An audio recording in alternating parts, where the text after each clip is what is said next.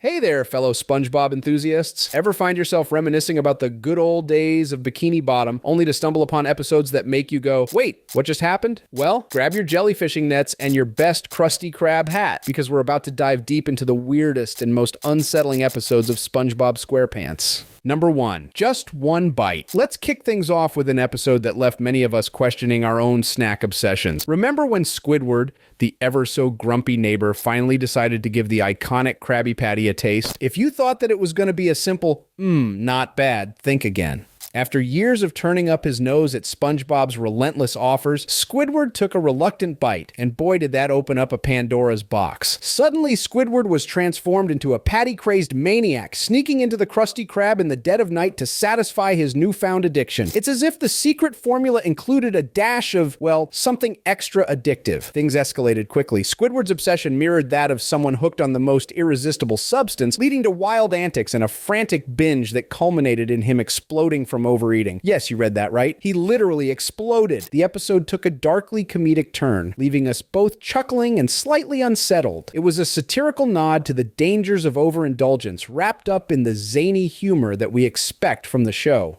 Number 2, squirrel jokes. This episode delved into the pitfalls of stand-up comedy and the thin line between humor and offense. SpongeBob decided to try his hand at making the folks of Bikini Bottom laugh. At first, his jokes fell flatter than a deflated jellyfish. But then he stumbled upon a gold mine, or so he thought, by making jokes at the expense of his good friend Sandy Cheeks. "Why is it so easy to trick a squirrel? Because they're so darn stupid," he quipped, much to the audience's roaring laughter. I mean, hey, you could land a plane on those things.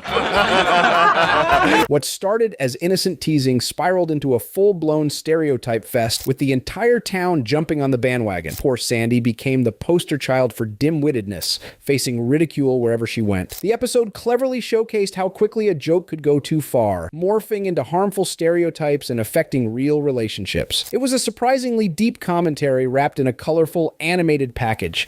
By the end, SpongeBob realized the error of his ways, but not before giving us a cringe-worthy look at how humor could hurt more than it healed. Number 3, I Was a Teenage Gary. This one got bizarre real fast. When SpongeBob decided to take a vacation, yes, even sea sponges need a break, he left his beloved pet snail Gary in the care of none other than Squidward. Now, we all know that Squidward isn't exactly the nurturing type, but what followed was a mix of horror and hilarity. Squidward, being his forgetful self, neglected to feed Gary, leading to the poor snail falling ill. In a frantic attempt to save him, SpongeBob and Squidward took Gary to the local doctor, who provided a mysterious injection meant to cure him. In a classic case of medical mishap, Squidward accidentally injected SpongeBob with the serum. What happened next was the stuff of underwater legends. SpongeBob began transforming into a snail, complete with eye stalks popping out in a slimy trail. He started chasing Squidward around, meowing incessantly. The imagery was both comical and oddly unsettling, tapping into body horror tropes you wouldn't expect in a children's cartoon. By the end, even Squidward wasn't spared, as he too began to morph into a snail. It was an episode that left you scratching your head and maybe checking for extra antennae.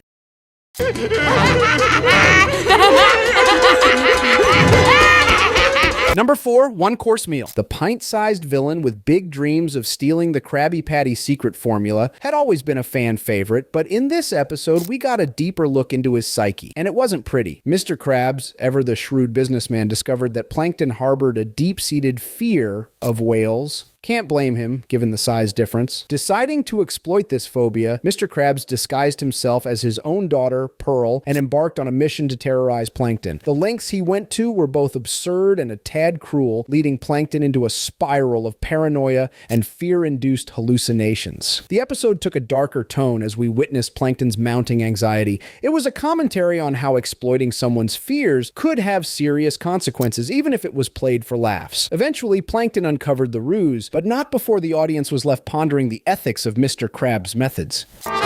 Boo! You don't scare me, Krabs. I ain't Krabs, I'm Pearl, not Krabs. Number 5, the inmates of summer. In this episode, SpongeBob and Patrick accidentally boarded a ship full of prisoners heading to an island labor camp, thinking it was a summer camp. Oblivious to the grim reality, they approached everything with their usual enthusiasm. The stark contrast between their cheery dispositions and the harshness of the camp created a surreal and unsettling atmosphere. The other inmates were hardened criminals, and the camp itself was a place of punishment, not fun. The episode walked a fine line between comedy and dark satire, highlighting the naivety of SpongeBob and Patrick, while also poking fun at the tropes of prison life. It was an odd mix that left viewers both amused and a bit uneasy. Did you say a nap? Well, I know the perfect place for you two to go digest that meal. Number 6, midlife crustacean. Ever felt like you were out of touch with the younger crowd? Mr. Krabs certainly did in this controversial episode that was banned in several countries. Facing a midlife crisis, he turned to SpongeBob and Patrick to help him feel young again. The trio embarked on a night of so-called youthful adventures, including a bizarre panty raid. Yes, you heard that correctly. They broke into a house to steal underwear, which was already towing the line for a kid's show. The twist? The house belonged to Mr. Krabs' mother, who caught them red-handed. The episode's themes of breaking and entering, theft, and the objectification inherent in a panty raid didn't sit well with many viewers and broadcasters. It was an uncomfortable mix of adult themes presented in a child-friendly format, leading to its eventual ban in certain regions.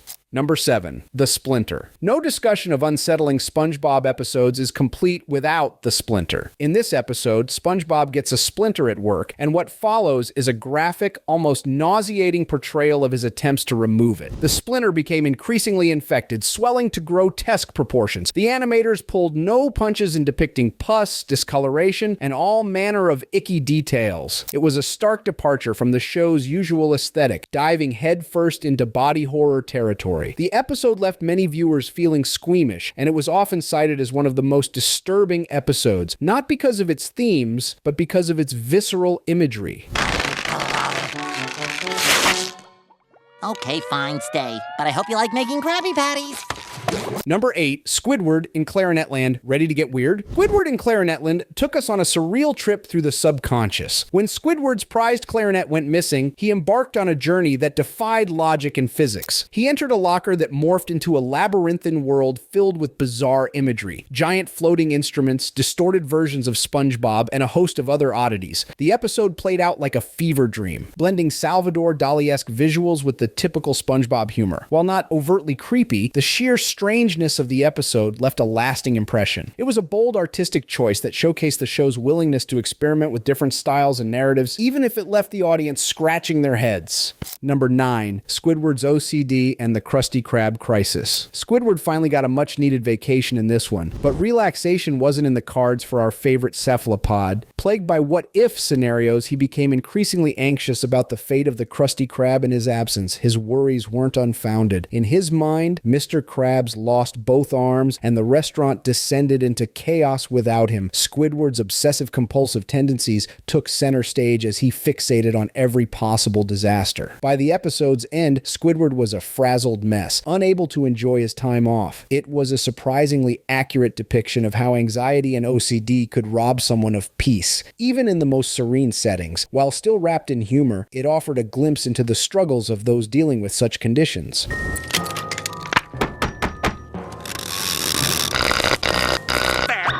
I'll have to stay here and enjoy myself. Number 10. Imagine dedicating your entire life to flipping patties, only to be unceremoniously kicked to the curb one day. That's exactly what happened to SpongeBob in this episode. That hit a little too close to home for anyone who's faced job insecurity. Mr. Krabs, in a bid to save a nickel, fired SpongeBob, thinking he could cut costs. What followed was a surprisingly poignant portrayal of depression and self-loathing. SpongeBob wandered aimlessly through Bikini Bottom, trying his hand at various odd jobs, but failing spectacularly at each. One particularly heart-wrenching scene showed SpongeBob feeding stray Gary, reminiscing about the joy he once found in his work. "Now I just feed you," he said softly, capturing the sense of loss and purposelessness that could accompany unemployment. I used to feed everyone in Bikini Bottom. Now I just feed you. While the episode eventually wrapped up with SpongeBob getting his job back, thanks to the Krusty Krab's plummeting quality without him, it didn't shy away from highlighting the emotional toll of being let go. It was a sobering reminder nestled within a typically lighthearted show. Number 11, Gone. Imagine waking up to find you were completely alone. In Gone, SpongeBob experienced just that. He woke up one morning to discover that everyone in Bikini Bottom had vanished without a trace. At first, he reveled in the freedom, eating ice cream for breakfast, jellyfishing to his heart's content. But soon, the isolation set in, and SpongeBob began to lose his grip on reality. He created makeshift versions of his friends out of household items, holding conversations with inanimate objects. The episode delved into themes of loneliness and the human need for companionship. It was a surprisingly somber and introspective installment, exploring the psychological effects of isolation in a way that was both touching and eerie. Oh, Gary, I had a nightmare that all my friends were gone, and I was driving a... Ah! So it was true. Number 12, The Great Snail Race. While not overtly creepy, The Great Snail Race took a dark turn when SpongeBob pushed Gary to compete in a snail race against Squidward, Snail, Snelly, and Patrick's Rock. Yes, a literal rock. Determined to win, SpongeBob put Gary through a grueling training regimen, ignoring his pet's well-being. Gary became exhausted and injured, ultimately collapsing during the race. The episode highlighted the dangers of obsession and neglecting the care of loved ones in pursuit of personal glory. It was a sobering moment when SpongeBob realized the harm that he'd caused, offering a valuable lesson amidst the humor. Gary?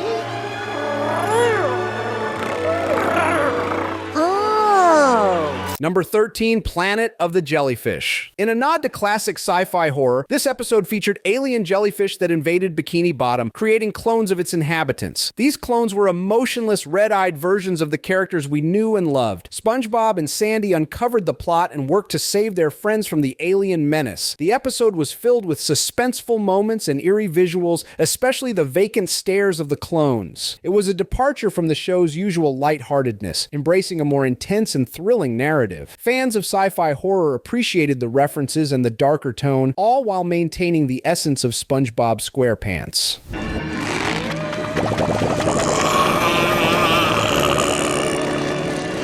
Number 14, SB 129. Last but not least, SB 129 took us on a time-traveling adventure that was equal parts fascinating and unsettling. Squidward accidentally froze himself and woke up in the far future where everything was chrome and SpongeBob and Patrick's descendants were still causing him grief. In an attempt to return home, he ended up in a void of nothingness, a stark white space where he was utterly alone. The emptiness was palpable, and the concept of being trapped outside of time was a heavy one for a children's show. The episode explored existential themes and the fear of isolation on a cosmic scale. It was thought-provoking and a bit haunting, leaving viewers with more questions than answers. So what was the takeaway from all these trips down the weirder alleys of Bikini Bottom? SpongeBob SquarePants had never shied away from pushing the boundaries of children's programming, whether it was through tackling serious themes like depression and anxiety or diving into surreal and unsettling narratives. The show offered more depth than many gave it credit for. So next time you're rewatching your favorite episodes, maybe you gave these strange and creepy ones another look. You might just find a new appreciation for the depths of Bikini Bottom and the creative minds behind it. Now, if you'll excuse me, I think I heard the nautical nonsense calling. Time to dive back in. Are you ready, kids? Aye, aye, Captain! I can't hear you! Aye,